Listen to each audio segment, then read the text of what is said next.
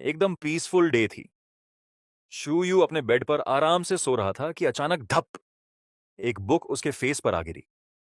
Sir पकड़कर उठते ही उसने सोचा, ये क्या हो गया। यादें फ्लैशबैक की तरह आईं।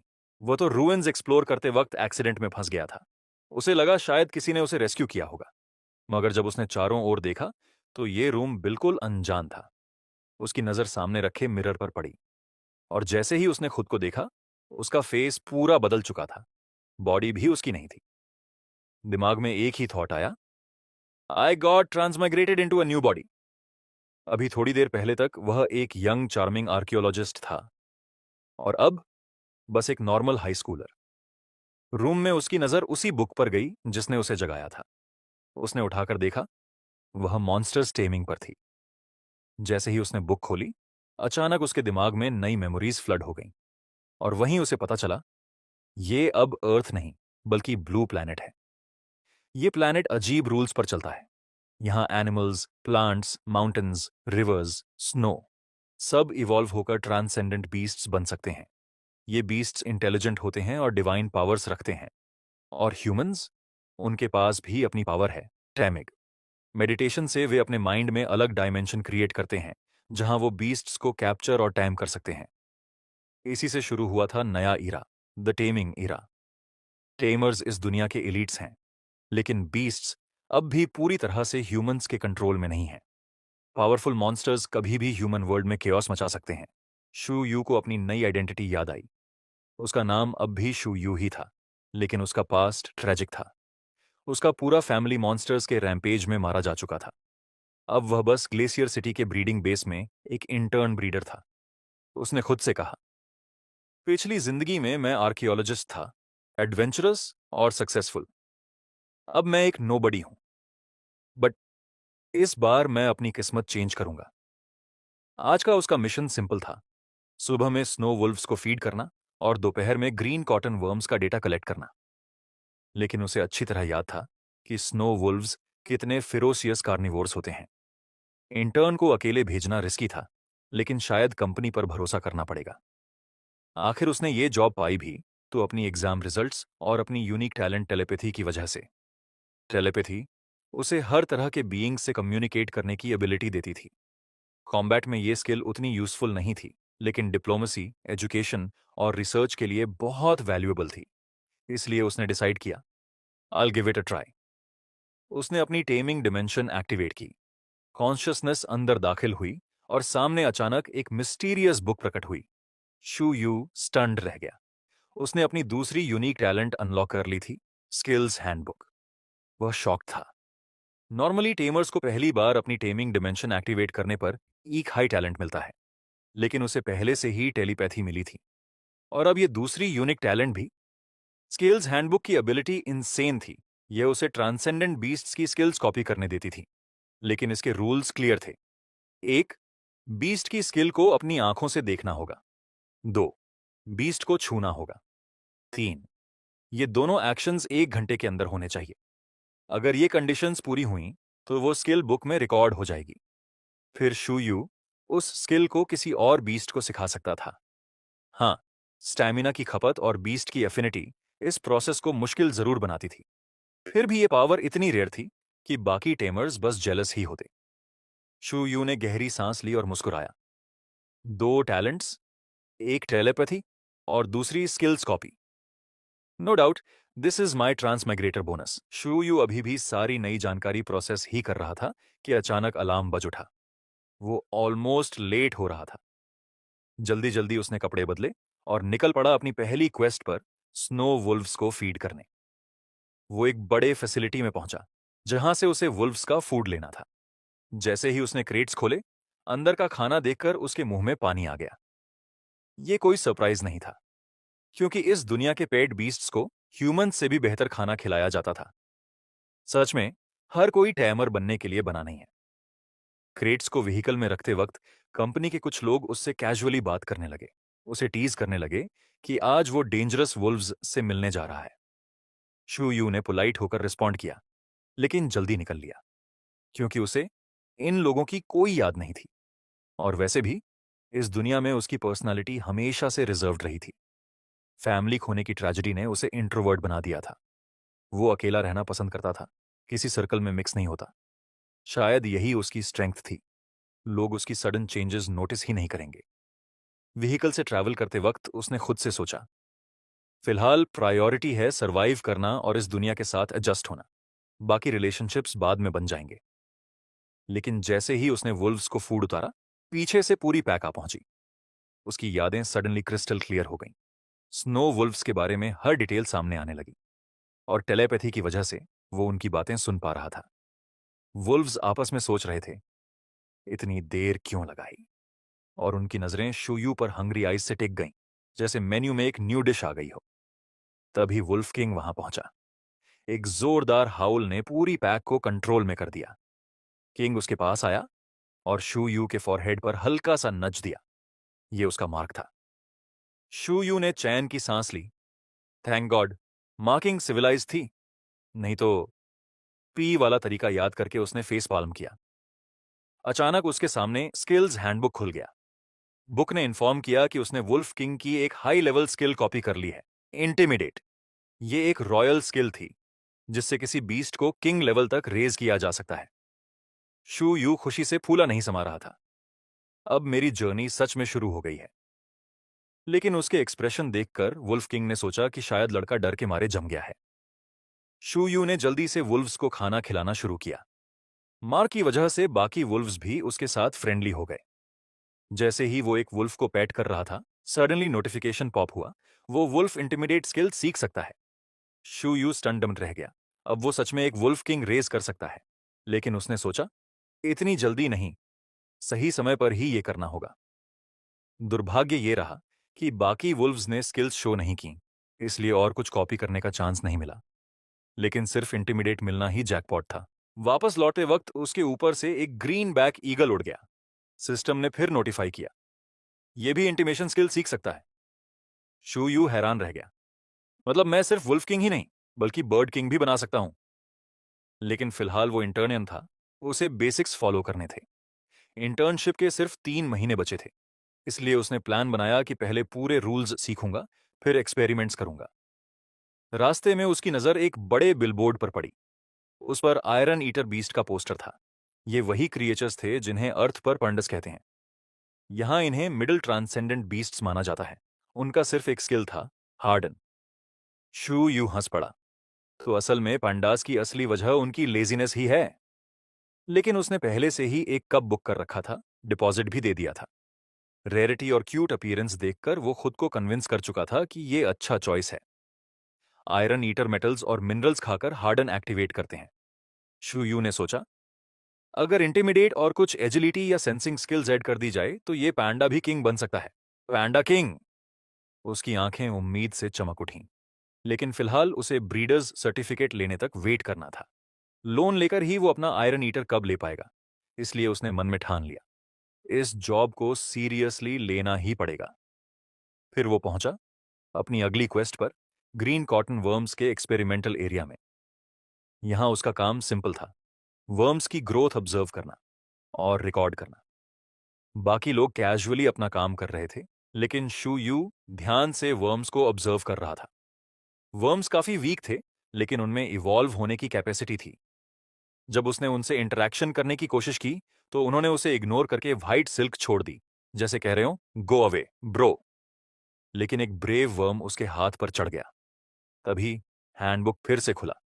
शू यू ने शॉक होकर देखा कि उसने वर्म्स की सिल्क स्किल कॉपी कर ली है। वो सोच में पड़ गया। सिल्क यूजलेस लगती है, लेकिन स्किल तो स्किल होती है, और रिपीटेड टीचिंग से मास्टरी बढ़ाई जा सकती है। उसने डिसाइड किया कि अभी कुछ नहीं करेगा, टाइम आने पर टेस्ट करेगा। रात में अपने रूम में रिसर्च करते वक्त उसे पता चला कि ग्लेशियर सिटी ब्रीडिंग बेस में 51 पेट बीस्ट्स हैं, बट उनकी स्किल्स मोस्टली फंडामेंटल और लो रैंक हैं। फिलहाल कॉपी करने लायक कुछ नहीं था। शू यू ने डीप ब्रेथ ली। कोई बात नहीं, इंटिमिडेट और सिल्क मेरे पास ऑलरेडी हैं। अब सही मोमेंट का इंतजार करना है। शो यू अभी भी अपनी कॉपीइंग एबिलिटीज को लेकर श्योर नहीं था। उसे नहीं पता कि इसकी कोई अपर लिमिट है या नहीं। इसलिए उसने डिसाइड किया कि फिलहाल लो लेवल स्किल्स के बजाय मिडिल और हाई लेवल स्किल्स पे फोकस करना ज्यादा स्मार्ट रहेगा। सोचते सोचते उसे इंटर्न्स की बातें याद आईं। हेल्थ सेंटर में एक डैंडेलियन क्लम्प है जो हीलिंग स्किल्स में काफी एक्सपर्ट है। ये सोचते ही उसे एहसास हुआ कि ब्रीडिंग फैसिलिटी के अलावा भी काफी सारे वाइल्ड पेट बीस्ट्स और टैमर्स हैं जिनसे वो डायरेक्टली स्किल कॉपी कर सकता है। कुछ ही देर बाद शोयू रेजिडेंशियल एरिया के इन्फर्मरी के सामने खड़ा था। रूम के अंदर जाते ही उसने एक्टिंग करके डॉक्टर को कन्विंस करने की कोशिश की कि उसका रिस्ट स्प्रेन हो गया है, लेकिन एक्चुअली उसे एक्टिंग की जरूरत ही नहीं पड़ी। डॉक्टर तो खुद एक इंटर्न टमर थी और बिना सोचे अपना बीस्ट समन कर लिया। इसी पल शोयू ने एकदम सही मौके पर स्किल को छू लिया और रिक्वायरमेंट पूरी कर दी। रिजल्ट उसके हैंडबुक में क्विक हील रिकॉर्ड हो गया। एक रेयर हीलिंग स्किल उसने एफर्टलेसली पा लिया। ये देखकर उसका कॉन्फिडेंस और बढ़ गया कि ब्रीडिंग बेस के जितने बीस्ट्स हैं उन सबको कॉपी करना ही होगा। इंटर्नशिप के अभी 3 महीने बचे थे, मतलब प्लेंटी ऑफ चांस। डॉक्टर को लगा वो थोड़ा ओवर रिएक्ट कर रहा है, बट शो यू अपना काम पूरा करके थैंक बोलकर निकल गया। फिर सोचा कल एक बार और आएगा और यूएस बीस्ट के लिए स्नैक्स लेकर आएगा। डॉक्टर के पेट बीस्ट को स्नैक्स पसंद आएंगे और शायद उसके साथ और भी अच्छा कनेक्शन बन जाएगा। शो यू को एक और फायदा था। जब नॉर्मल तमर्स अपने बीस्ट्स की हीलिंग मास्टरी बढ़ाने के लिए बार बार स्किल यूज करते थे, उससे टाइम और रिसोर्सेज लगते थे। लेकिन शो यू के पास एक चीट कोड था, हैंडबुक। स्किल कॉपी होने के बाद वो अपने बीस्ट को बार बार सिखाकर उनकी मास्टरी इंस्टेंटली बढ़ा सकता था। ये एफिशिएंसी किसी और के पास नहीं थी।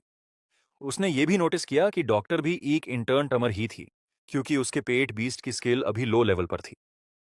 वो भी अपने बीस्ट को लेवल अप करने के लिए मेहनत कर रही थी, क्योंकि जब किसी टमर का पहला बीस्ट एक सर्टेन लेवल रीच करता है तभी वो टमर्स एसोसिएशन एग्जामिनेशन में पार्टिसिपेट कर सकता है।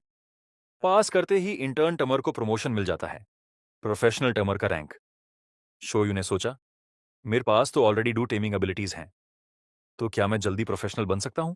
3 महीने बाद आखिर उसका स्किल हैंडबुक पूरा हो चुका था। गुड थिंग ये रही कि उसने लो लेवल स्किल्स वेस्ट नहीं किए, सिर्फ high level useful skills high copy की। उसको मिला सुपर साइट, एक pack of transcendent bird beasts से कॉपी किया था, जिसने उसकी आई साइट को एक्स्ट्रॉर्डनरी बना दिया। एब्सोल्यूट स्लंबर, एक ब्रीडर के हाई ट्रांसेंडेंट बीस्ट से कॉपी किया। इससे बीस्ट इंस्टेंटली डीप स्लीप में चला जाता और तेजी से रिकवर करता है। इस स्किल को कंबाइन करके अपना हीलिंग खर्च वो बहुत बचा सकता है। लेकिन हैंडबुक का लिमिट सिर्फ 5 स्लॉट निकला।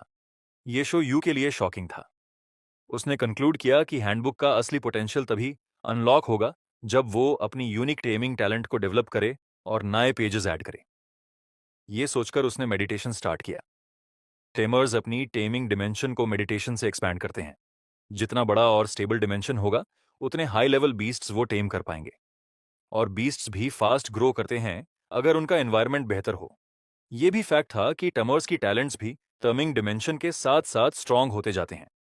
शो यू का अब अल्टीमेट गोल क्लियर था, 1 साल के अंदर प्रोफेशनल टैमर बनना। और अभी के लिए सबसे जरूरी काम था अपने पहले पेड बीस्ट से मिलना। उसके पास इंटर्न ब्रीडिंग सर्टिफिकेट ऑलरेडी आ चुका था, सो अब टाइम था उसके आयरन ईटर से मिलने का। वो तुरंत एक बॉस राइड करके आयरन बंबू ब्रीडिंग बेस पहुंच गया। ये बेस स्पेशली आयरन ईटर्स के लिए बना था, क्योंकि ग्लेशियर सिटी के पिंचिंग डिस्ट्रिक्ट का स्पेशलिटी बीस्ट ही आयरन ईटर्स होते हैं। हेलिश स्टेयर्स चढ़ते हुए जब फाइनली टॉप पर पहुंचा, एक मैसिव आयरन ईटर एंट्रेंस पे खड़ा था। शो यू टेंस हो गया, बट राहत मिली जब पता चला कि वो एक ह्यूमन वर्कर था जो आयरन ईटर का मस्कॉट पहनकर खड़ा था। अस वर्कर ने अपना नाम बताया, लिन शोज यू। अब शो यू सोचने लगा, सीरियसली ऐसे वियर्ड मस्कॉट वर्कर्स ही हायर करते हैं क्या? शो यू थोड़ा कंफ्यूज था जब लिन शोज यू ने क्लैरिफाई किया कि ये सिर्फ ई कॉस्ट्यूम है, रियल आयरन ईटर नहीं। शो यू सोच रहा था, दिन के टाइम पे इतनी गर्मी में कौन नॉर्मल इंसान पंडा कॉस्ट्यूम पहनकर घूमता है? क्यूरियोसिटी के चक्कर में उसने पूछ ही लिया। लिन ने समझाया कि वो ये सब इसलिए कर रही हैं क्योंकि उसके हिसाब से एक ट्रू ब्रीडर को अपने पेट बीस्ट्स की फीलिंग्स को समझना चाहिए। अगर उनके जैसा फील नहीं करोगे तो उन्हें प्रॉपरली ब्रीड भी नहीं कैसे करोगे? सरप्राइजिंगली शोयू को उसका रीजन काफी लॉजिकल लगा और उसने अग्री भी कर लिया। शोज यू ने ध्यान से उसे देखा और टैब याद आया कि शो यू भी एक ब्रीडिंग मेजर है। इसी वजह से वो उसकी बात समझ पाया। शो यू ने हम्बल होकर कहा कि हाँ, वो भी ब्रीडिंग मेजर है, लेकिन अभी नॉविस है और उसके मुकाबले कुछ भी नहीं। उसने उसे सीनियर तक बुला दिया, सीक्रेटली उम्मीद करते हुए कि शायद उसे डिस्काउंट मिल जाए, लेकिन ये प्लान बैकफायर कर गया। लिन की आंखों में एकदम हसलर वाली चमक आ गई। उसने एटीट्यूड बदलते हुए शो यू से डिमांड कर दिया कि वो एपना बीस्ट लेने के बाद उसे ये कॉस्ट्यूम खरीद ले, वो भी डिस्काउंटेड प्राइस पे, लेकिन एक्चुअली 2 कॉस्ट्यूम्स एक साथ। बेचारा शो यू मजबूरी में उसके साथ खींचता हुआ फैसिलिटी के अंदर पहुंच गया। वहां उसने फाइनली अपना कॉस्ट्यूम उतारा और अपना फेस रिवील किया। लेकिन शो यू कोई सिंप नहीं था, उसका दिल नहीं पिघला, बल्कि उसे और ऑकवर्ड फील हुआ जब उसने देखा कॉस्ट्यूम के अंदर भी लिन एक पंडा स्वेटर पहने हुए थी। सीरियसली, ये तो नेक्स्ट लेवल पैंडा ऑब्सेशन है। शो यू सिर्फ यही उम्मीद कर रहा था कि वो अब उसे स्वेटर बेचने न लग जाए। लकीली लिन ने कॉस्ट्यूम्स वाली बात छोड़ दी और उसके डॉक्यूमेंट्स क्विकली सॉर्ट कर दिए। उसने इन्फॉर्म किया कि शो यू अपना पेट बीस्ट आज ले सकता है, लेकिन एक प्रॉब्लम थी, वो लेट आ गया था। अगर जल्दी आता तो वो अपने पसंद का आयरन ईटर चुन सकता। अब बैच में सिर्फ एक ही बचा था। जो बचा है उसके हेल्थ इश्यूज और पर्सनालिटी प्रॉब्लम्स हैं, इसलिए किसी ने उसे चूज नहीं किया। शू हंसते हुए खुद को ऐश केचम जैसा फील करता है। लगता है मेरा पिकाचू यही है। लेकिन डिस्करेज होने के बजाय वो लिन के साथ आगे बढ़ जाता है। आयरन ईटर्स का एनवायरनमेंट बेहद पीसफुल होता है। ट्रीज, छोटी फॉरेस्ट, फ्लोइंग रिवर और ऊपर बना वॉकवे, पूरा सीन काम और मैजिकल सा लगता है। लिन बताती है कि हॉट सीजन में आयरन ईटर सुपर लेजी हो जाते हैं, बिग वाले फुल टाइम चिल मून में, और छोटे थोड़ा एक्टिव रहते हैं। आखिरकार वो लोग उस लास्ट बचे हुए कप तक पहुंचते हैं जो शू को देखते ही एनॉयड सा फ्राउन कर देता है। शू ऑब्जर्व कर ही रहा होता है कि अचानक वो कब पास की टीम में पूरी ताकत से टक्कर मार देता है। शू लंबा सह लेता है। ये तो बुद्धि के मामले में थोड़ा लाइट है। लिन एक्सप्लेन करती है कि इस कप को जंग के समय कॉम्प्लिकेशंस हुई थी, इसलिए वो बाकी कप से कमजोर है। जहां नॉर्मल आयरन ईटर्स 1 साल तक हार्डन स्किल सीख लेते हैं, ये कप अभी भी उसे नहीं सीख पाया। लोगों से नो टैलेंट बोलते हैं, लेकिन लिन उसकी स्ट्रॉन्गेस्ट बात बताती है, इसकी मौत के बराबर मेहनत। ये कप जेंटल आयरन ईटर्स जैसा नहीं है। ये रोज खुद को पेड़ों में टकरा के ट्रेन करता है ताकि हार्डन सीख सके और खुद स्ट्रांग बन सके। उसकी डिटर्मिनेशन इतनी रेयर है कि लिन भी इम्प्रेस्ड है। शू भी मान जाता है कि टैलेंट कम हो सकता है, लेकिन डेडिकेशन प्राइसलेस होती है। लिन उसे बताती है कि डायमेंशन में ट्रेनिंग मिलने से कब और तेजी से ग्रो होगा। बस एक प्रॉब्लम है, उसकी ट्रेनिंग उसे बहुत भूखा रखती है। उसकी एपेटाइट एबनॉर्मल है। फिर भी शू एक्साइटेड होकर डिसाइड करता है कि वो इसी कप को लेगा। उसे आयरन ईटर्स की लेजीनेस से डर था, लेकिन ये कप तो उल्टा नॉनस्टॉप मेहनती है। लिन एक बार फिर पूछती है कि क्या वो श्योर है, क्योंकि ज्यादातर टीमर्स टैलेंटेड बीस्ट्स चूज करते हैं। लेकिन शू कॉन्फिडेंटली कहता है कि हार्ड वर्क उसके लिए ज्यादा इंपॉर्टेंट है और उसे इस कप से इंस्टेंट कनेक्शन फील हुआ है। लिन उसकी बात से खुश होकर मुस्कुराती है। शू डिस्काउंट पूछता है, पर लिन बताती है कि सारे आयरन ईटर्स इक्वली प्राइस्ड होते हैं, लेकिन स्पेशल केस होने की वजह से वो उसे 1 महीने की आयरन बैम्बू सप्लाई फ्री दे देती है। शू खुशी से एक्सेप्ट कर लेता है। लिन कब 11 को जेंटली पेट करती है और टेलीपैथी के जरिए बताती है कि उसे चूज कर लिया गया है। शू को 11 की थॉट सुनाई देती हैं। वो थोड़ा रिबेलियस है और बोलता है, आयरन ईटर्स किसी के गुलाम नहीं होते, मैं खुद स्ट्रांग बन सकता हूँ। लिन काम रहते हुए उसे लिफ्ट कर लेती है और वॉर्न करती है, भागना मत वरना खाना नहीं मिलेगा। लिन समझाती है कि एक टेमर मिलने से 11 को हार्डन स्किल जल्दी सीखने में मदद मिलेगी और उसकी लाइफ भी काफ़ी बेहतर हो जाएगी। ये सुनकर एल धीरे धीरे शू को देखता है और मन ही मन सिर्फ 2 चीज़ों के बारे में सोचता है, फूड और कंफर्टेबल बेड। शू हल्का सा हंसकर उसे रीअश्योर करता है, फूड भी मिलेगा, बेड भी, बस मेरी पॉकेट कॉपरेशन करती रहे। एल अनमने ढंग से सिर हिलाता है और सोचता है कि वो किसी का स्लेव नहीं है, बट हाँ, फूड और वार्म बेड वो एक्सेप्ट कर लेगा। लिन उसकी जिद और क्यूटनेस देखकर मुस्कुरा देती है। उसे यकीन है कि प्रॉपर केयर मिले तो 11 जरूर ग्रो करेगा। शू पूछता है कि क्या आप कॉन्ट्रैक्ट बनाया जा सकता है। लिन हाँ कहकर साइड में खड़ी हो जाती है। शू और 11 आमने सामने खड़े होते हैं और कॉन्ट्रैक्ट शुरू होता है। एक सॉफ्ट ग्लो के साथ बॉन्ड फॉर्म होता है और अगले ही पल 11 शू की टीमिंग डिमेंशन में खिंच जाता है। लिन चुपचाप देखती रहती है। उसकी आंखों में रिस्पेक्ट होता है 11 की एक्स्ट्रा ऑर्डिनरी डिटर्मिनेशन के लिए। वो दोनों को साइलेंटली गुड लक विश करती है। कॉन्ट्रैक्ट पूरा होते ही शू एग्जॉस्टन फील करता है, पर अचानक एक वार्म ग्रीन ऑरा उसे घेर लेता है। उसकी थकान गायब कर देती है और उसे पूरी बॉडी में नई एनर्जी महसूस होती है। लिन मुस्कुराकर उसे कॉन्ग्रेचुलेशंस देती है। कॉन्ग्रैट्स, तुमने अपना पहला पेट बीस कॉन्ट्रैक्ट कर लिया। अब 11 को टेमिंग डिमेंशन में थोड़ा टाइम दो। वो वार्न करती है कि 11 को बार बार समन और रिटर्न मत करना, ये उसे स्ट्रेस दे सकता है। अगर 11 अच्छी तरह एडजस्ट हो गया तो वो एक हफ्ते में हार्डन सीख सकता है। तभी शू के सामने उसका स्किल्स हैंडबुक अपने आप खुल जाता है। उसमें लिखा होता है कि नया 20 कॉन्टैक्ट डिटेक्ट हुआ है, उसके टेमिंग पॉइंट्स बढ़ गए हैं और नए स्किल्स अनलॉक हो चुके हैं।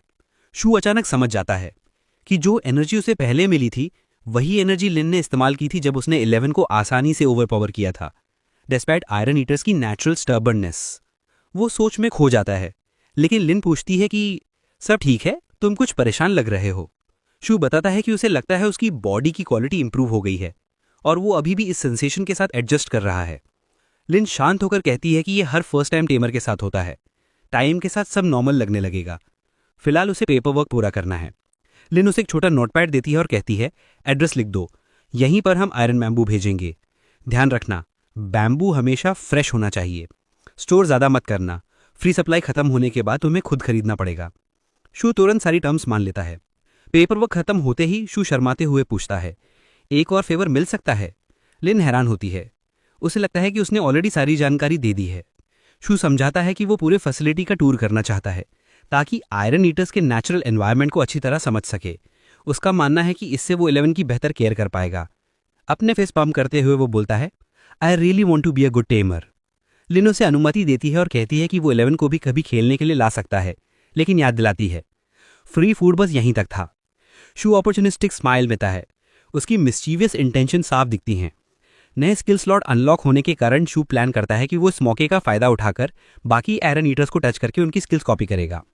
2 घंटे फैसिलिटी घूमने के बाद शू को आयरन ईटर्स की एक्सपेक्टेड स्किल मिल जाती है, हार्डन, एक लो लेवल मेटल एबिलिटी जो उनके बॉडीज को इनविजिबल आर्मर से हार्ड कर देती है। ये आर्मर डिफेंस और ऑफेंस दोनों में काम आता है। शू कॉन्फिडेंट फील करता है कि अगर 11 खुद से हार्डन सीखने में स्ट्रगल करे तो वो अपने टेमिंग टैलेंट से उसे पर्सनली सिखा सकता है। टूर पूरा करने के बाद शू फाइनली उस पुरानी सी हाउस में पहुंचता है जहां वो रहने वाला है। हाउस थोड़ा ओल्ड है, बट बाहर एक बड़ा ओपन एरिया और कोने में एक परफेक्ट ट्रेनिंग ट्री मौजूद है 11 के लिए। वो 11 को समन करता है और उसे घर साफ करने को कहता है। 11 बिना किसी सवाल के आगे बढ़ता है और अपनी प्यारी सी फेस शू के आर्म्स पर रख देता है, जैसे कह रहा हो, पिक मी अप। उसकी अडोरेबल क्यूटनेस देखकर शू का दिल पिघल जाता है।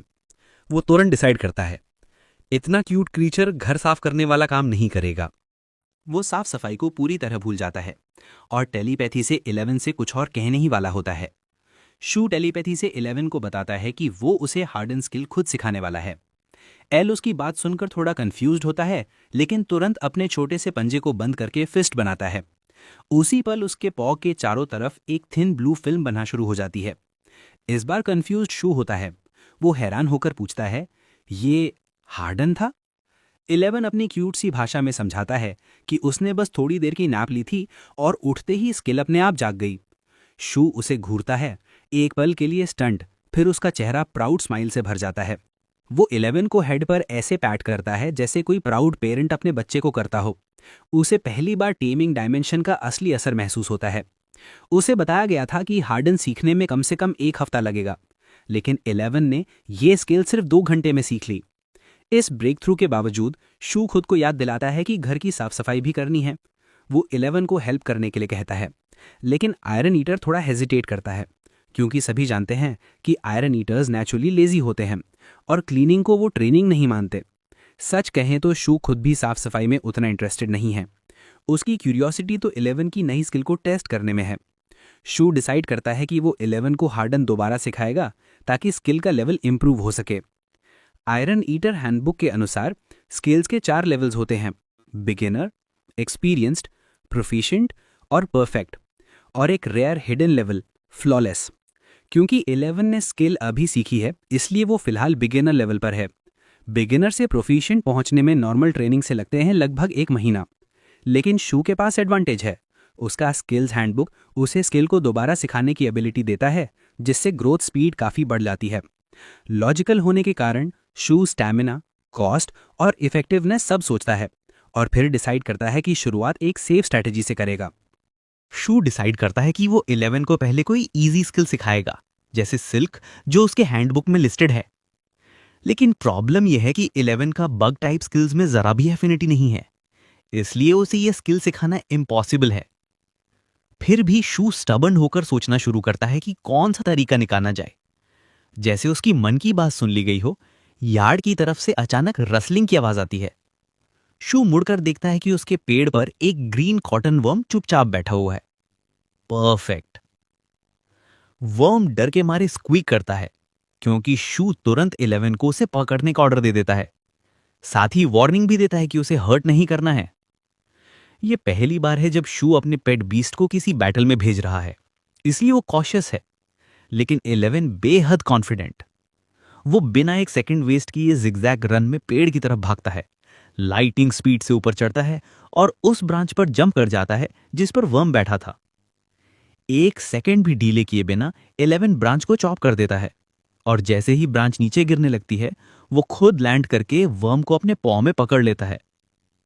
ग्रीन वर्म अब टीयरी आइड शू की तरफ देखता है और शू प्राउडली कहता है, फ्लॉलेस कैप्चर। शू और 11 दोनों वर्म की तरफ डिटर्मिनेशन से देखते हैं, जबकि बेचारा वर्म सोच रहा है कि वो किस मुसीबत में फंस गया है। टेरिफाइड वर्म कांप रहा है।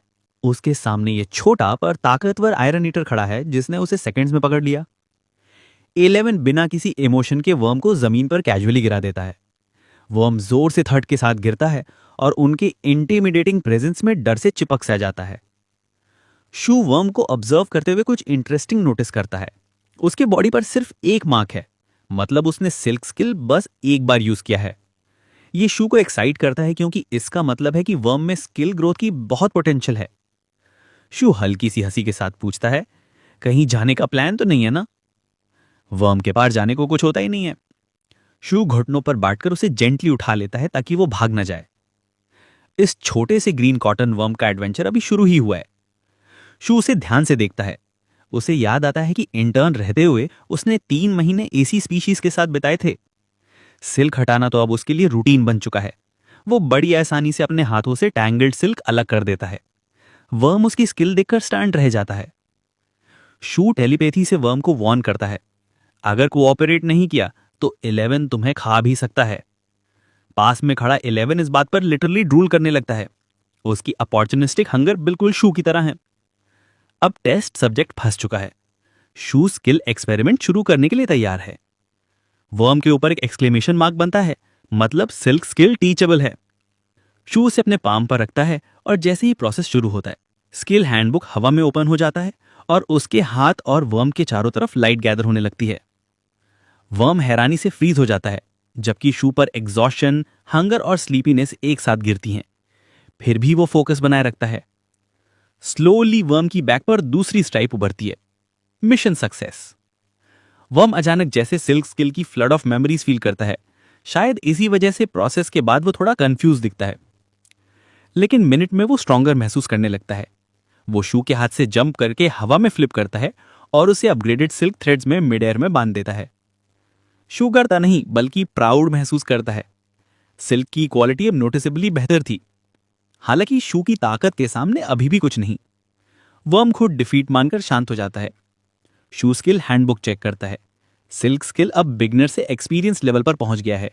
जो थ्रेड्स वर्म ने बनाई हैं वो उसी हाई क्वालिटी के बराबर लग रही हैं जैसी ब्रीडिंग बेस के top green cotton worms produce करते हैं। फिर भी वर्म की साइज वही है। शू सोचता है कि स्किल अपग्रेड उसकी खुद की समझ से आया या शू की टीचिंग पावर की वजह से। जो भी हो, एक्सपेरिमेंट सफल रहा। थका हुआ लेकिन खुश शू सोचता है कि एक और स्किल सिखा ले। लेकिन जैसे ही हैंडबुक ओपन करता है, लेकिन टीचिंग स्किल का कूल डाउन अचानक 8 घंटे का दिखने लगता है। शियू समझ जाता है कि स्टैमिना को बचाने के लिए ये प्रोटेक्टिव कूल डाउन है। वो वर्म को एक छोटे पिंजरे में पेड़ पर टांग देता है, जहां अब वो अपने नए गोल्डन सिल्क घर में शान से बैठा था। रात का समय 11 ट्रेनिंग के लिए बेचैन रहता है। उसे लगता है कि खाना पाने से पहले उसे मेहनत करनी चाहिए। शियू उसे आराम करने बोलता है, लेकिन 11 मना कर देता है। आखिरकार शियू हार कर उसे बाहर ट्रेनिंग की अनुमति दे देता है। 11 दीवारों को प्रैक्टिस टारगेट बनाने की कोशिश करता है, लेकिन शियू डर जाता है। मेरी दीवारें मत तोड़ना। आखिर वो 11 को सिर्फ छोटे हिस्सों पर हार्डन का माइक्रो ट्रेनिंग करने को कहता है। साथ ही सोचता है, मुझे प्रॉपर ट्रेनिंग टूल्स खरीदने होंगे और कमाने का रास्ता भी ढूंढना होगा। उसे उम्मीद है कि कॉटन वर्म जब परफेक्ट सिल्क लेवल पर पहुंचेगा तो उसकी हाई ग्रेड सिल्क बेचकर पैसा कमाया जा सकता है। डिनर के बाद 11 गहरी नींद सो जाता है। उसका नियम था खाने से पहले और खाने के बाद ट्रेनिंग। शियू को लगता है कि शायद 11 को डर है कि अगर वो कमजोर हुआ तो उसे छोड़ दिया जाएगा, इसलिए वो उसे प्यार से वादा करता है, I will never abandon you. रात में फाइनेंशियल वरीज उसे नहीं सोने देती, लेकिन वो सब कल के लिए छोड़कर 11 को गले लगाकर सो जाता है। सुबह सुबह पीसफुल माहौल में कॉटन वर्म अपना सिल्क प्रयोग कर पत्ते इकट्ठा कर रहा होता है। अचानक घर से तेज आवाज आती है। शियू जोश में बाहर निकलता है। I am fully recovered. Cool down खत्म हो चुका था। वो किताब खोलकर एक्साइटेड होकर कहता है, today we upgrade 11's hard and skill.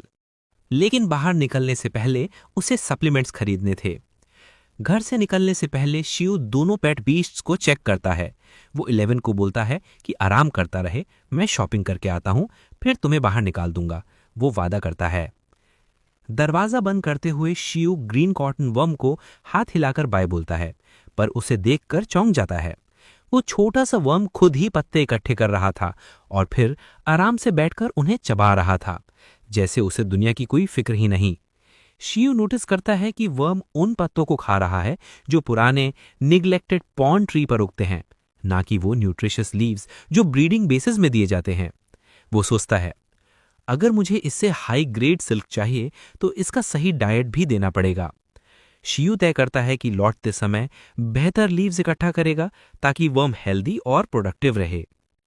शहर की सड़कों पर शियू व्यस्त गलियों से गुजरता है और रियलाइजेशन होता है कि टेमर बनने के बाद उसकी जिंदगी कितनी बदल गई है। एक सिग्नल उसकी नजर एक अजीब 2 पहिए वाले कैरेज पर जाती है जिसे ब्लू डॉग्स खींच रहे थे। ड्राइवर एक ग्रीन मोहॉक वाला बंदा था जो उन डॉग्स को प्रो की तरह कंट्रोल कर रहा था। शियू को थोड़ी सिंपैथी होती है। बीस्ट सिर्फ लड़ाई के लिए नहीं, दैनिक कामों के लिए भी इस्तेमाल होते हैं। तभी पीछे से एक महिला चिल्लाती है, तो वापस आ। उसका जेमस्टोन कैट भूरा सफेद महंगे जेमस्टोन्स और गोल्ड बैंगल्स पहने रोड पर स्टाइलिश वॉक कर रहा था, पूरे एटीट्यूड के साथ। वो कैट शायद शियू की पूरी सैलरी से भी ज्यादा की होगी। महिला उसके पीछे दौड़ती है और शियू सोचता है, असली ओनर कौन है, लेडी या कैट? उसे याद आता है, जेमस्टोन कैट्स को आमतौर पर एक टेमर चाहिए होता है क्योंकि उनकी ऑप्टिकल स्किल्स इवॉल्व करने के लिए कैट्स आई जेमस्टोन चाहिए होता है जो बेहद महंगा होता है। शियू के दिमाग में एक नया आइडिया चमकता है, शायद भविष्य में जेमस्टोन कैट्स पैसे कमाने का भी जरिया हो सकते हैं। 100 अर्ब्स हॉल। आखिर शियू 100 अर्ब्स हॉल पहुंचता है। एक कर्ली ग्रीन बालों वाला क्लर्क चश्मा ठीक करते हुए उसे ग्रीट करता है। शियू पूछता है, सिल्क बेच सकते हो? क्लर्क बताता है कि वो सिर्फ हाई ग्रेड सिल्क खरीदते हैं, वो भी उसी ग्रीन कॉटन वर्म से जिसका डाइट एकदम स्पेसिफिक होता है। वो शियू को एक गाइड देता है जिसमें सिल्क की क्वालिटी और प्राइसेस लिखी होती हैं। शियू की आंखें चमक उठती हैं। अगर मेरा वर्म परफेक्ट मास्टरी तक पहुंच गया तो मैं अच्छी इनकम शुरू कर सकता हूं। उसके पास पैसे कम हैं, हर महीने लोन चुका रहा है और इनहेरिटेंस का पैसा भी बस 1 साल में खत्म हो जाएगा। अगर वो टेमर के तौर पर सफल नहीं हुआ तो उसे ब्रीडिंग बेस में नौकरी करनी पड़ेगी और 11 को वापस करना पड़ सकता है। वो आइडिया ही उसके दिल को चुभता है, इसलिए वो फैसला करता है, ग्रीन कॉटन वर्म की सिल्क स्किल को परफेक्ट मास्टरी तक ले जाना ही मेरी जिंदगी का टर्निंग पॉइंट होगा। क्लर्क पूछता है, सिल्क बेचनी है क्या? शियू पोलाइटली मना कर देता है और सिर्फ वो मेडिसिन खरीदता है जिसके लिए वो आया था। घर वापस लौटते हुए लंबी वॉक के बाद वो थक चुका था। शॉपिंग बैग लेकर चलता है और सोचता है, मुझे फोन और कुछ ट्रांसपोर्ट भी खरीदना पड़ेगा। लंबी लिस्ट बनती जा रही है। घर पहुंचकर वो बैग टेबल पर रखता है और खरीदी हुई मेडिसिन चेक करता है। मिंगिन कैप्सूल्स। ये कैप्सूल्स प्लांट टाइप ट्रांसेंडल बीस्ट से बनते हैं और फटीग को कम करने और स्टैमिना इंप्रूव करने के लिए फेमस है। टेमर्स इन्हें बैटल्स के बाद लेते हैं ताकि जल्दी रिकवरी हो सके। शियो के लिए ये लग्जरी है, इसलिए उसे इन्हें बहुत सोच समझकर इस्तेमाल करना होगा। रात के आराम के बाद अगली सुबह शियू 11 को समन करता है। सुबह सुबह 11 जम्हाई लेते हुए खिंचता है और दिन शुरू करने के लिए तैयार हो जाता है। शियू अपने पेट को ऑब्जर्व करता है और द टेमिंग डायमेंशन से आती हुई उसकी पॉजिटिव एनर्जी महसूस करता है। अब पूरी तरह जाग चुका 11 अपनी मुट्ठी भींचकर जोश में बोलता है कि वो 6 घंटे ट्रेन करना चाहता है, एकदम स्पेसिफिक गोल। शिव उसे धीरे चलने की सलाह देता है और वर्क लाइफ बैलेंस की इंपॉर्टेंस समझाता है, लेकिन 11 उसे खाली स्टेयर देता है, जैसे उसे ये कॉन्सेप्ट समझ ही नहीं आया हो। तब शिव उसे बताता है कि द टेमिंग डायमेंशन की एनर्जी उसी से आती है और उसे भी अपनी लिमिट्स का ध्यान रखना पड़ता है। स्किल्स हैंडबुक यूज करना और टेमिंग डायमेंशन को स्ट्रांग बनाना उस पर भी काफी असर डालता है। शिव समझ जाता है कि 11 को ट्रेनिंग के अलावा कुछ डिजायरेबल ही नहीं लगता। उसे चिंता होती है कि ऐसे डेडिकेटेड और सुपर मोटिवेटेड पेट बीस्ट के साथ उसकी खुद की स्टैमिना कैसे संभलेगी। वो 11 के अगले लेसन के बारे में सोचता है, शायद उसे एब्सोल्यूट स्लंबर सिखा दे ताकि वो फटीग से जल्दी रिकवर कर सके। लेकिन 11 तो एकदम ट्रेनिंग के जुनून में जमीन पर रोलिंग करने लगता है। वो जोर से अपनी इच्छा भी चिल्ला देता है, जिस पर शिव उसे रोककर कहता है कि अभी एब्सोल्यूट स्लंबर नहीं, पहले उसकी हार्डन स्किल को एडवांस करेंगे। शिव मुस्कुराते हुए 11 के गाल खींचता है और स्किल्स हैंडबुक एक्टिवेट करके उसे फिर से हार्डन सिखाने लगता है। लाइट दोनों के बीच चमकती है और लेसन शुरू हो जाता है। पास में केज में रखा ग्रीन कॉटन वर्म भी सरप्राइज में सब देख रहा होता है। जैसे जैसे प्रोसेस तेज होता है, 11 का एक्सप्रेशन अचानक बदलता है और वो जोर से रोअर कर उठता है। क्लियरली उसे इस लेसन का पूरा असर महसूस हो रहा है। लेसन खत्म होने पर शिव को थकान तो महसूस होती है, लेकिन मैनेजेबल लगती है, बिल्कुल कल की तरह। वो अपना पसीना पोंछता है और अपनी आंखों के नीचे डार्क सर्कल्स नोटिस करता है। वो तुरंत एक मिंजन कैप्सूल खाता है और उसे तुरंत रिलीफ महसूस होता है। फटीग ऐसे गायब जैसे था ही नहीं। 11 भी फिर से एनर्जाइज महसूस करता है। अचानक वो एक जोरदार बैटल क्राई मारता है और इतना फोर्स लगाकर जमीन पर मुक्का मारता है कि फ्लोर ही टूट जाता है। शिव घबरा जाता है और पूछता है कि वो क्या कर रहा है, लेकिन 11 एकदम चिल खड़ा रहता है और अपनी नई स्ट्रेंथ से इंप्रेस होकर टूटे हुए फ्लोर की तरफ इशारा करता है। शिव फ्रस्ट्रेटेड भी होता है और अमेज्ड भी। उसे समझ आता है कि 11 की हार्डन स्किल अब एक्सपीरियंस लेवल तक पहुंच चुकी है, जिससे उसकी कॉम्बैट एबिलिटी में जबरदस्त बूस्ट मिला है। लेकिन घर का नुकसान देखकर शिव नाराज भी है। 11 उसे ऐसे देखता है जैसे पूछ रहा हो कि उसके साथ अभी हुआ क्या है। शिव आर्म्स फोल्ड करके पूछता है कि अब भी इतनी जल्दी है ट्रेन करने की। 11 भी उसे मिमिक करता है, फिर दुखी हो जाता है क्योंकि उसे लगता है कि उसकी नई ताकत उसने खुद अर्न नहीं की। इसलिए वो कहता है कि बदले में वो 24 आवर्स नॉन स्टॉप ट्रेनिंग करेगा। शिव गहरी सांस लेकर समझाता है कि नॉन स्टॉप ट्रेनिंग से लेवल अप नहीं होगा, बल्कि वो अपनी लिमिट तक ही जाएगा। लेकिन 11 का डिटर्मिनेशन अडिग है। घर को बचाने के लिए शिव रूल सेट करता है और ट्रेनिंग शुरू कराता है। जब 11 ट्रेनिंग कर रहा होता है, शिव पॉर्च पर आराम से स्किल्स हैंडबुक रिव्यू करता है। मिंगजिन कैप्सूल की वजह से उसकी स्टैमिना तो रिकवर हो गई है, लेकिन स्किल्स सिखाने का कूलडाउन अभी भी 24 आवर्स का है, जो 11 की ट्रेनिंग के साथ परफेक्ट मैच करता है। शिव ऑब्जर्व करता है कि 11 अब अपनी फिस्ट पर ब्लू लाइट ज्यादा देर तक रख सकता है, लगभग 30 सेकंड्स तक। हार्डन अब पहले से तेज एक्टिवेट होता है। आज का फोकस है उसकी स्पीड बढ़ाना और अलग अलग बॉडी पार्ट्स को साथ में हार्डन करना। लेकिन घर की हालत देखकर शिव समझ जाता है कि प्रॉपर ट्रेनिंग इक्विपमेंट जरूरी है। वो उसे अपनी शॉपिंग लिस्ट में जोड़ लेता है, 11 के एनवायरनमेंट को इंप्रूव करने के लिए बाकी चीजों के साथ। उसे याद आता है कि टेमिंग डायमेंशन में बाइंडिंग इंटेंसिटी, स्किल्स और एनवायरनमेंट 3 सबसे महत्वपूर्ण फैक्टर्स हैं। 11 तो पहले से ही डिसिप्लिन्ड है, तो अब एनवायरनमेंट को बेस्ट बनाना सबसे बड़ा गोल है। शिव प्लान करता है कि एब्सोल्यूट स्लंबर भी जल्द सिखाएगा ताकि रिकवरी और फास्ट हो। उसे भरोसा है कि राइट केयर के साथ 11 बहुत तेजी से ग्रो करेगा, लेकिन फाइनेंशियल प्रॉब्लम अब भी उसके सामने है। इसी को सॉल्व करने के लिए शिव एक शॉप की तरफ निकल पड़ता है। शिव स्टील ऑप्शंस ब्राउज करते हुए फ्यूचर खर्चों के बारे में सोचता है। कंसर्न होने के बावजूद वो खुद को भरोसा दिलाता है कि 11 की ग्रोथ में किया गया ये इन्वेस्टमेंट पूरी तरह वर्थ इट है। नेक्स्ट डे शिव अपने ग्रीन कॉटन वॉर्म को वो हेल्दियर डाइट देता है जिसका उसने वादा किया था। फिर वो मेडिटेट करता है, पूरी एनर्जी के साथ 11 की टेमिंग डायमेंशन का एनवायरनमेंट इंप्रूव करने पर फोकस करते हुए। 11 को इतने डिटर्मिनेशन के साथ ट्रेन करते देख शिव एक्साइटेड होता है, क्योंकि अगले दिन से वो 11 के हार्डनिंग स्किल्स पर और काम करेगा। नया दिन शुरू होता है और शिव दरवाजे पर नॉक सुनता है। वो जल्दी से बाहर जाकर दरवाजा खोलता है और देखता है कि फैट्सो गैंग से ऑर्डर किए हुए durable alloy steel boards finally पहुंच गए हैं। ट्रांजैक्शन कंप्लीट होते ही डिलीवरी मैन उसे बताता है कि अगर बोर्ड्स में कोई डिफेक्ट मिला तो वो बिना एक्स्ट्रा चार्जेस के रिटर्न कर सकता है। डिलीवरी होने के बाद शिव 11 को बुलाता है ताकि वो उसके साथ मिलकर बोर्ड्स इंस्पेक्ट कर सके। 11 सामने आता है, पहले से भी ज्यादा क्यूट, और इस बार उसने एक रेड स्कार्फ जैसा केप पहना हुआ है जो उसे एकदम सुपर पैंडा वाइब्स देता है। शिव उसे देखते ही खुश हो जाता है क्योंकि उसे महसूस होता है कि टेमिंग डायमेंशन का इन्वायरमेंट इंप्रूव करने के रिजल्ट्स अभी से दिखने लगे हैं।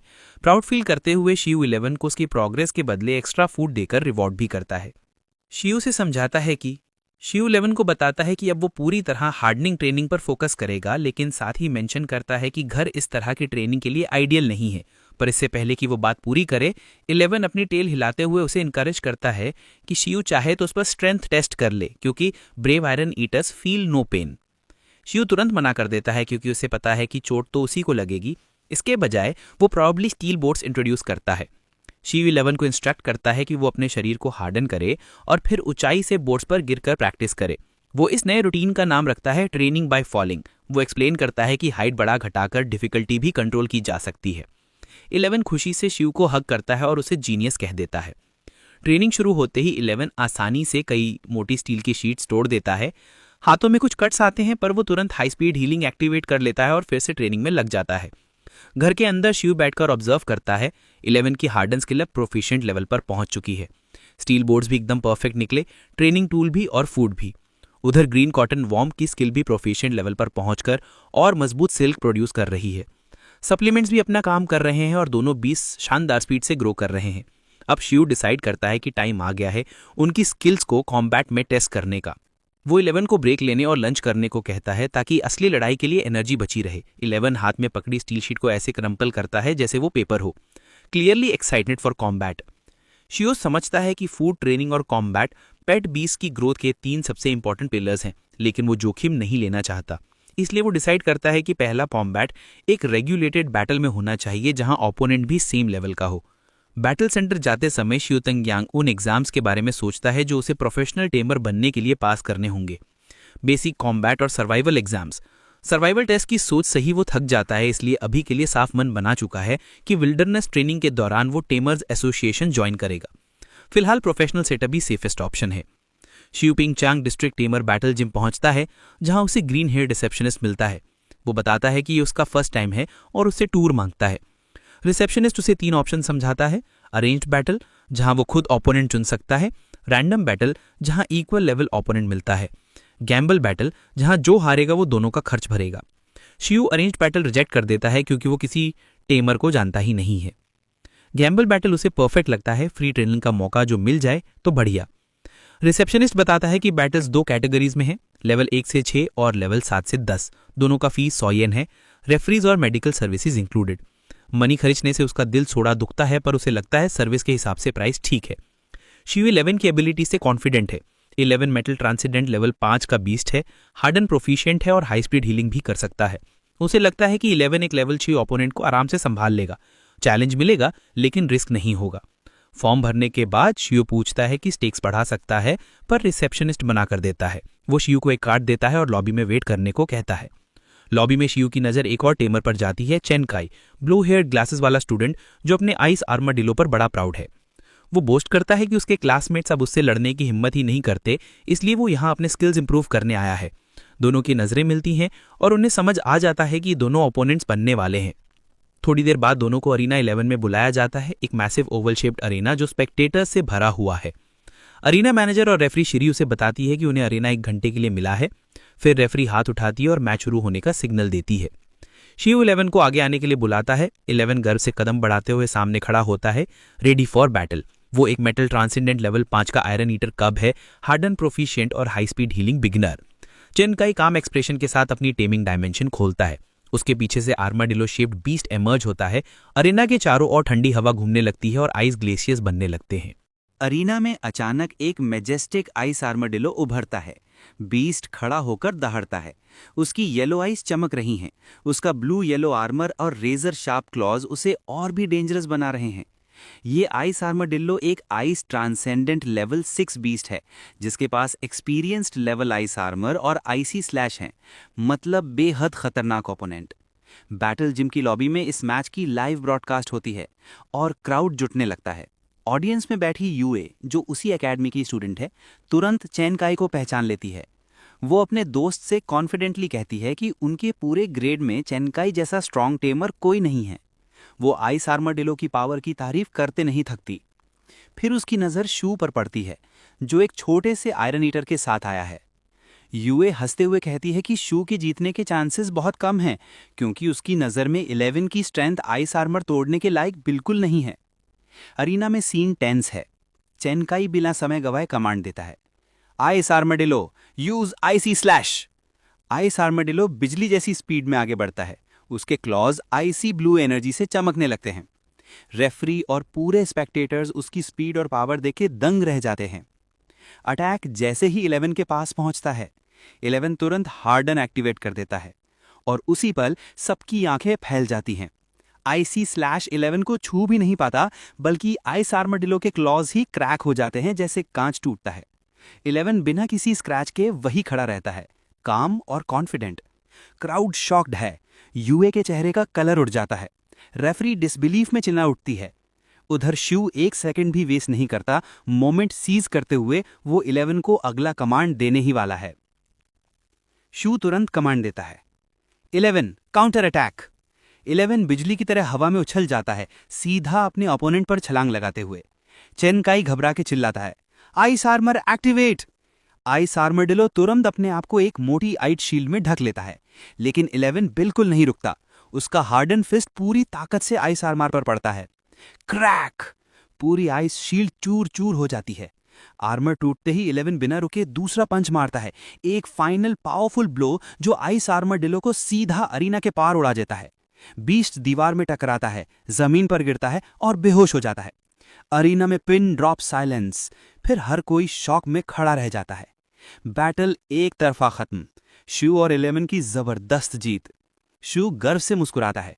सारा हार्डवर्क और ट्रेनिंग फाइनली रंग लाई है। उधर चेनकाई की आंखें फटी रह जाती हैं। वो हकलाकर बोलता रह जाता है, ये अनसाइंटिफिक है। मैंने half lord ice armadillo to breed नहीं किया था। रेफरी दौड़कर गिर चुके आइस आर्मडिलो को चेक करती है। मैच पूरी तरह खत्म हो चुका है। शू बेपरवाह होकर मैच को याद करता है। उसे यकीन ही नहीं हो रहा था कि 11 का हार्डम इतना ओवरपावर्ड निकल जाएगा। वो तो सोच रहा था कि शायद कल रात का डिनर 11 का मोराल हाई कर गया होगा। रेफरी श्री भी शॉक में है। क्या 5 लेवल आयरन ईटर सच में प्रोफिशिएंट हार्डन तक पहुंच सकता है? लॉबी में भी हलचल बढ़ जाती है। यूए और उसकी फ्रेंड भी हिल चुकी हैं। यूए जो पहले शू को लाइटली ले रही थी, अब खुद ही कंफ्यूज है। उसकी फ्रेंड कहती है कि सिंपल सा फैक्ट है कि चेनकाई हार गया। यूए तो न कर बोलती है कि उसका चेनकाई से कोई लेना देना नहीं है, फिर खुद ही प्रिडिक्ट करती है कि शू जरूर किसी रिच फैमिली या एलीट टेमर बैकग्राउंड से होगा या उसके पास रेयर सप्लीमेंट्स होंगे।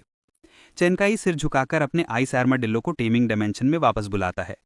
शू 11 को हेड पैट देता है और 11 चिढ़ाने वाले अंदाज में डिफीटेड चेनकाई की तरफ हाथ हिलाता है। चेनकाई अंदर ही अंदर जलता हुआ सोचता है, मैं इस डिफीट को कभी नहीं भूलूंगा। रेफरी विजेता की घोषणा करती है। शू जीत चुका है और अब बैटल फीस चेनकाई को भरनी पड़ेगी।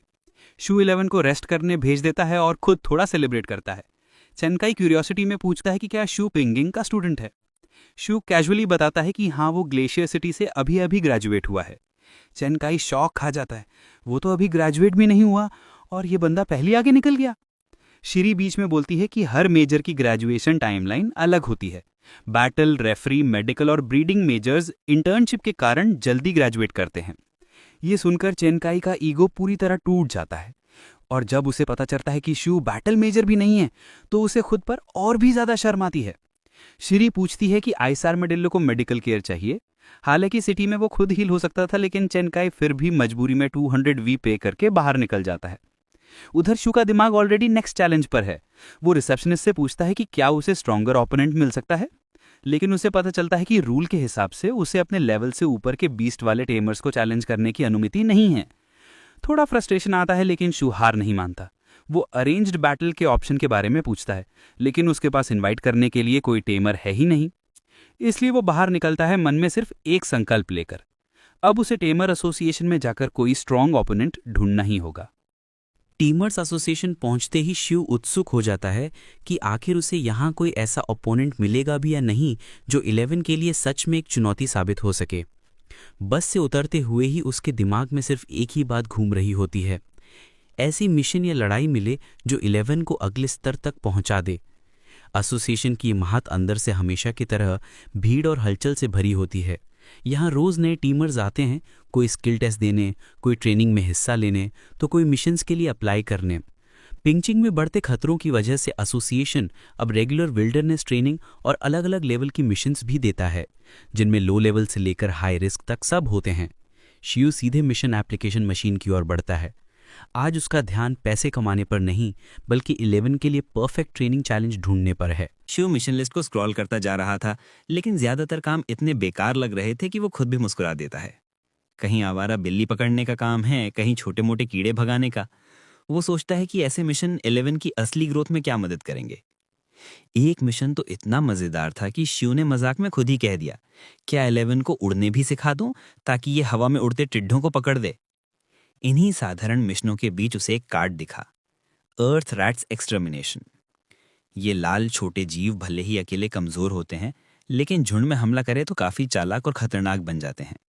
शिव को तुरंत लगा कि ये मिशन 11 की रिफ्लेक्सेस और एजिलिटी ट्रेनिंग के लिए परफेक्ट है, जैसे कोई चलते फिरते वैकामोल गेम।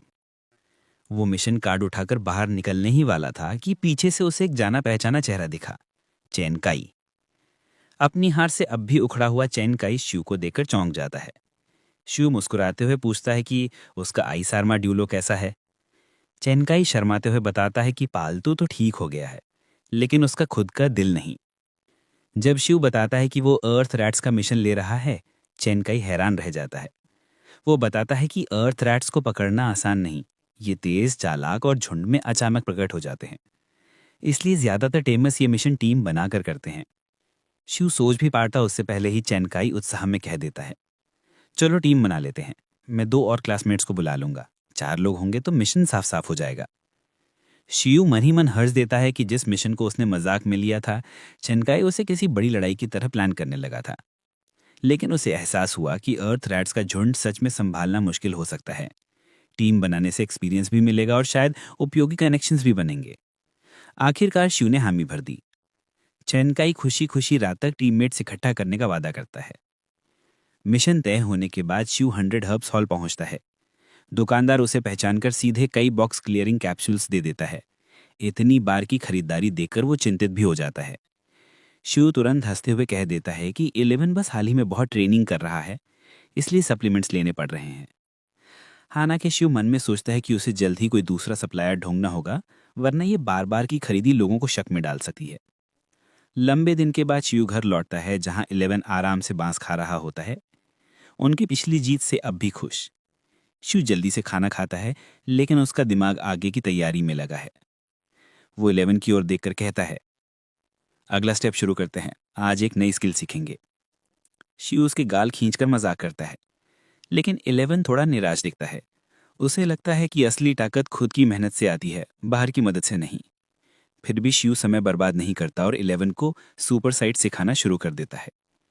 ये स्किल 11 के विजन को तेज करती है, जिससे उसे नाइट विजन और दूर तक देखने की क्षमता मिलती है। स्किल सिखाते सिखाते शिव खुद थक कर चूर हो जाता है, लेकिन 11 की आंखों से फैलती हरी चमक साबित कर देती है कि स्किल सफल रही है। 11 तुरंत बाहर की ओर दौड़ता है और रात के अंधेरे में सब कुछ साफ साफ देखकर खुश हो जाता है। उसे समझ आ जाता है कि ये नई स्किल उसकी रात की ट्रेनिंग को और भी मजबूत बनाएगी। सुपर साइट सिखाने की भारी थकान अब शिव के शरीर पर साफ दिख रही थी। स्किल टीचिंग कूलडाउन बढ़कर पूरे 48 घंटे हो चुका था और वो भीतर तक थका हुआ महसूस कर रहा था। वो सोचता है कि शायद आज रात उसे आराम मिलेगा, लेकिन 11 अपनी नई एबिलिटी को आजमाने के लिए पहले ही उत्साह से भरा हुआ है। शिव थका जरूर है, लेकिन अपने पेट के जोश को देखकर मुस्कुरा देता है। उधर चैनकाई अर्थ रैट्स मिशन के लिए टीम तैयार करने में लगा हुआ था। वो ग्रुप चैट में मैसेज भेजकर टीममेट्स ढूंढ रहा था, तभी उसे अचानक यूए का प्राइवेट मैसेज मिलता है। वही गुलाबी बालों वाली लड़की जिसने कल बैटल देखा था। यूए स्वीकार करती है कि उसने शिव की फाइट लाइव देखी थी और वो जानना चाहती है कि शिव अपने आयरन ईटर को इतना मजबूत कैसे ट्रेन करता है। चैनकाई तुरंत इस मौके का फायदा उठाकर उसे टीम में शामिल होने का न्योता देता है और उसे कहता है कि साथ में किसी ऐसे सदस्य को लाए जिसके पास कंट्रोल टाइप बीस्ट हो। अगली सुबह शिव चैनकाई से टेमर्स एसोसिएशन के बाहर मिलता है। शिव बेहद थका दिखता है, लेकिन चेहरा सामान्य रखने की कोशिश करता है, शायद किसी को उसकी हालत का पता न चले। कुछ देर बाद यूए और उसके दोस्त यू जिंग जिंग भी पहुंचती हैं। जैसे ही वे शिव को देखती हैं, दोनों झुककर उसे मास्टर कहती हैं, जिससे शिव को एक पल के लिए पूरी तरह चौंका दिया। युए को खुद भी ये देखकर शर्म महसूस होती है कि उसके आयरन ईटर का स्तर 11 के पास भी नहीं ठहरता। शियू तुरंत माहौल हल्का करने की कोशिश करता है ताकि वे लोग सहज महसूस कर सकें। इसके बाद टीम अपने अपने पेट बीस का परिचय देती है। Chen Kai level 6 ice armadillo, Yue level 6 iron eater, Yu Jing Jing level 6 brambles, एक प्लांट का बीस जिसके पास इंटैंगल है। शियू अपना लेवल 5 आयरन ईटर 11 जिसके पास प्रोफिशिएंट लेवल हार्डन है। जैसे ही शियू कैजुअली बताता है कि 11 का हार्डन प्रोफिशिएंट स्तर का है, बाकी सब दंग रह जाते हैं। उन्हें यकीन ही नहीं होता कि इतनी कम उम्र और कम लेवल पर कोई आयरन ईटर हार्डन को इस स्तर पर पहुंचा सकता है। शियू कुछ नहीं बताता, ना एंडलेस ट्रेनिंग, ना ही मेहनत, ना सप्लीमेंट्स। वो बस मुस्कुराकर इंट्रोडक्शंस खत्म करवा देता है। इसके बाद टीम अपने मिशन को ऑफिशियली रजिस्टर कराती है और अर्थ राइट्स का मुकाबला शुरू होने की तैयारी में जुट जाती है। मिशन रजिस्टर करने के बाद सभी लोग बस में बैठकर बेकी विलेज की ओर रवाना हो गए। सफर के दौरान टीम एक दूसरे को बेहतर जानने की कोशिश करती है। तभी चनकई ये सुनकर दंग रह जाता है कि शियू एक बैटल मेजर नहीं बल्कि ब्रीडिंग मेजर है। शुयू सहजता से बताता है कि उसे लड़ाई झगड़ा पसंद नहीं। वो मानता है कि असली सफलता लड़ाई नहीं बल्कि बेहतर ब्रीडिंग और ट्रेनिंग से आती है। वो ये भी समझाता है कि इसी ब्रीडिंग ज्ञान की वजह से 11 का हार्डन प्रोफेशन स्तर तक पहुंच पाया। बेकी विलेज पहुंचते ही ग्रामीण उनका गर्मजोशी से स्वागत करते हैं और हर सदस्य को हरा जंपसूट यूनिफॉर्म देते हैं। माहौल खुशनुमा है और टीम का मनोबल तेजी से बढ़ जाता है। शुयू लीड संभालते हुए सभी से कहता है कि वे अपने पेट बीस्ट समन करें। वो 11 की सुपर साइट एबिलिटी का उपयोग करके अर्थ रैट्स को तेजी से ढूंढने की योजना बनाता है। यू उत्साह से पूछती है कि क्या 11 भी आयरन बैम्बू ब्रीडिंग बेस से लिया था। शुयू हाँ कहता है, लेकिन यूए संतुष्ट नहीं होती और अनुमान लगाने लगती है कि शायद शुयू बैम्बू रॉक जिम के अप्रेंटिस होंगे, वह प्रतिष्ठित अकेडमी जहां से इलीट आयरन ईटर्स तैयार होते हैं। शुयू तुरंत मना कर देता है। यू जिंगजिंग समझाती है कि बैम्बू रॉक जिम वास्तव में ग्रैंड मास्टर टेलर लिन द्वारा संचालित है, एक महान शख्सियत जो फायर टाइप और इलेक्ट्रिक टाइप आयरन ईटर्स जैसे अनोखे बीस्ट्स विकसित करने के लिए प्रसिद्ध हैं। उसी दौरान जिंगजिंग ये भी जोड़ती है कि ग्रैंड मास्टर लिन की बेटी शुजू शायद उनसे भी आगे निकल जाए। वो सबसे कम उम्र में प्रोफेशनल बनी थी, 18 साल की उम्र में, और फिर 9 प्रमुख एकेडमिक शाखाओं में से एक में दाखिला लेकर अब शोध कार्य कर रही हैं। यूए बताती है कि लिन का सबसे बड़ा लक्ष्य आयरन ईटर्स का आगे का एवोल्यूशन खोजना है, एक ऐसा रहस्य जिससे अभी तक कोई नहीं सुलझा पाया है। इसी बीच 11 अचानक जमीन को पंजे से खुरचते हुए गुर्राता है। शुयू मुस्कुराकर बताता है कि शायद उसे अर्थ रैट मिल गया है। टीम तुरंत सक्रिय हो जाती है। चैनकाई दूरबीन से जगह देखता है और 11 की दिशा से मिलान करके पहला टारगेट ढूंढ निकालता है, एक लेवल 4 अर्थ रैट जो मुंह में सेब दबाए इधर उधर दौड़ रहा है। चैनकाई समझाता है कि अकेला रैट कम खतरनाक होता है, इसलिए मौका हाथ से जाने नहीं देना चाहिए। यू जिंग सबको याद दिलाती है कि अर्थ रैट्स की सबसे बड़ी कमजोरी टेम्परेचर सेंसिटिविटी है, ना कि आवाज या रोशनी। इसलिए आयरन ईटर और आइस आर्मरिलो पास जाएंगे तो वे तापमान के कारण रैट को डरा देंगे। योजना बनाई जाती है कि ब्रैम्बल्स जाके पौधे जैसा दिखेगा और एंटेंगल का इस्तेमाल करेगा। प्लान तुरंत एक्टिवेट होता है। ब्रैम्बल्स अपने लताओं को धीरे धीरे अर्थ रैट की ओर बढ़ाता है, लेकिन रैट बेहद तेज निकलता है। सेब छोड़कर वो बिजली जैसी रफ्तार से भागता है। आइस आर्माडिलो सामने कूदकर रास्ता रोकने की कोशिश करता है, मगर अर्थ रैट उसके ऊपर से छलांग लगाकर किनारे निकल जाता है और पास के बिल की ओर दौड़ जाता है। रैट लगभग बच ही गया था, तभी गर्जन जैसी धमक के साथ 11 उसके सामने आ गिरता है। जमीन हिल जाती है। अर्थ रैट डर से जम जाता है। उसकी भागने की पूरी कोशिश उस एक लैंडिंग ने खत्म कर दी। अगले ही पल ब्रैम्बल्स अपनी लताएं लपेट लेता है और अर्थ रैट पूरी तरह पकड़ा जाता है। 3 बीस ने मिलकर काम किया, लेकिन सबकी नज़र 11 पर टिक जाती है। उसकी लैंडिंग की ताकत और गति देखकर विद्यार्थियों की यह एहसास हो जाता है कि अगर यही आयरन ईटर सामने हो तो अर्थ रैट्स का पूरा झुंड भी शायद उससे नहीं बच पाएगा। उनका पहला टारगेट अब सुरक्षित है। पहला अर्थ रैट पकड़ने के बाद टीम थोड़ी देर रुककर सांसें समेटती है।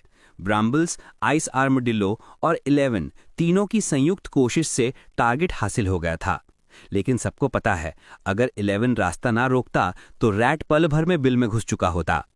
टीम पकड़ा गया अर्थ रैट शुयू को सौंपती है। चूनकाई और यू जिंगजिंग दोनों शाबाशी देते हुए कहते हैं कि बिना 11 के ये लगभग असंभव था। यह पहला ही मुकाबला साबित कर देता है कि अर्थ रैट्स मजाक नहीं, चाहे ब्रैम्बल जैसा प्राकृतिक शिकारी ही क्यों ना भेज दो, अगर एक पल की भी देरी हो जाए तो वे फिसलकर बच निकलते हैं। शूयू सिर हिलाकर तारीफ स्वीकार करता है, लेकिन भीतर से वो जानता है कि असली हीरो 11 है। उसकी गति, उसके इंस्टिंक्ट्स और सुपर साइट का शुरुआती असर सब एकदम परफेक्ट थे। थोड़ा आराम मिलते ही शूयू नन्ही मन मिशन के फायदे का हिसाब लगाता है। 10 युआन प्रति अर्थ रैट। अगर वे 100 रैट्स पकड़ लेते हैं तो ना सिर्फ